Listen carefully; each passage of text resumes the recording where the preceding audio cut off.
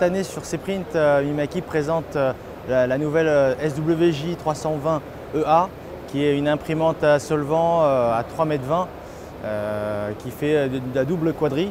On va être capable d'imprimer sur cette machine jusqu'à 135 m², et elle répond à un besoin bien particulier puisqu'on rentre dans un marché qui est extrêmement concurrentiel. Elle va permettre d'imprimer à très bas coût, que ce soit au niveau de l'investissement initial ou alors au niveau des coûts d'exploitation. On est sur une machine qui commence à 35 000 €. Donc du 35 000 € pour du 3,20 m, et on va avoir la possibilité d'avoir du double roll si nécessaire. Donc vous allez avoir la brillance, l'adhérence du solvant à très bas coût pour gagner des parts de marché et éviter que justement certains marchés vous échappent.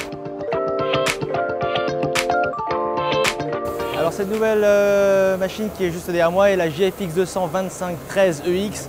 Tout ça pour dire que c'est une imprimante à plat grand format UV. Elle est disponible en quadrille évidemment, mais aussi avec des encres bien spécifiques qui intéressent le marché, comme le blanc, un blanc très opaque, mais aussi du primaire d'accroche pour attaquer tout type de surface, et enfin du vernis pour apporter un aspect qualitatif. Donc on va être sur une machine qui va être capable d'imprimer jusqu'à 35 m², pardon. Donc sur une surface de 2,5 m par 1,30 m. Disponible aussi avec une aspiration très forte pour pouvoir imprimer sur tout ce qui va être support très léger ou limite gondolé, pour justement avoir cet aplat et imprimer parfaitement. Il y a aussi une nouvelle fonction qui est offerte avec le logiciel Rasterlink offert par Mimaki, offert avec toutes les machines Mimaki. Donc on a une nouvelle fonction qui s'appelle le 2D,5 qui va permettre de générer un nombre de couches suffisant pour créer des effets de texture. On va pouvoir vraiment créer un effet presque 3D, ce qu'on appelle la 2D,5 aujourd'hui chez nous. Et tout ça de façon optimisée et rapide. Nous présentons aussi sur ce salon des impressions issues de notre imprimante 3D couleur, la 3D UJ-553, qui va permettre d'imprimer sur une palette de 10 millions de couleurs avec un plateau allant de 50 cm par 50 cm à 30 cm de haut. Donc là, on va vraiment proposer dans le monde de l'impression 3D quelque chose qui est tout à fait novateur.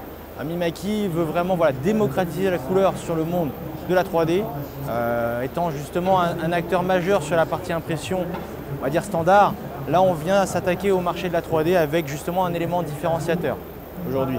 Donc on va pouvoir répondre à des demandes pour le monde par exemple du packaging, réaliser des prototypes, le monde du jouet, le monde de la figurine, avec justement des solutions comme par exemple un scanner 3D couleur plus une impression 3D couleur de chez Mimaki, avec des possibilités que ce soit en couleur ou en transparent comme vous pouvez le voir sur les flacons qui sont présents ici. Tous les modèles ici ont été imprimés et sortent de la machine après nettoyage. En fait, en termes d'innovation, en termes de tendance, je pense que tout le monde recherche aujourd'hui un nouveau levier de croissance, un nouveau moyen. Donc sur le salon Cprint, on voit quand même une tendance sur par exemple le textile ou alors la 3D. Et on voit des acteurs aujourd'hui présenter sur Cprint des nouvelles choses autres que les impressions standards, je dirais. Et Mimaki choisit justement de montrer à la fois l'impression 3D par Mimaki et l'impression textile.